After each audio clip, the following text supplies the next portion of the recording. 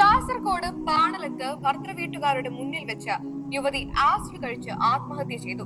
ചർലടുക്ക സ്വദേശി ഫാത്തിമത്ത് സുഫൈദയാണ് ജീവനൊടുക്കിയത്. സുഫൈദയുടെ മരണത്തിൽ ആരോപണവുമായി യുവതിയുടെ കുടുംബം രംഗത്ത് വന്നു.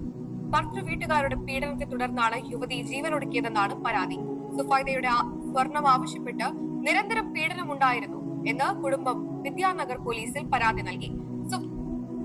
എത്ര കണ്ടാലും എത്ര കൊണ്ടാലും നമ്മൾ പഠിക്കാത്തൊരു നിയമമാണ് സ്ത്രീധനത്തിൻ്റെത്.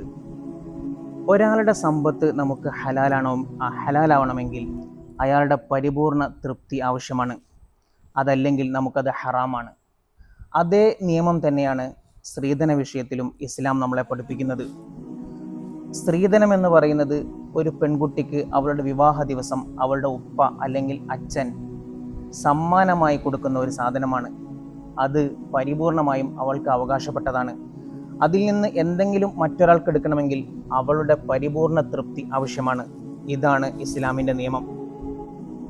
ഒരാളുടെ സ്വത്ത് നമുക്ക് അനാവശ്യമായി നമ്മൾ എടുക്കുകയാണെങ്കിൽ നാളെ പരലോകത്ത് അതിന് നമുക്ക് ചോദ്യമുണ്ടാകുമെന്നാണ്.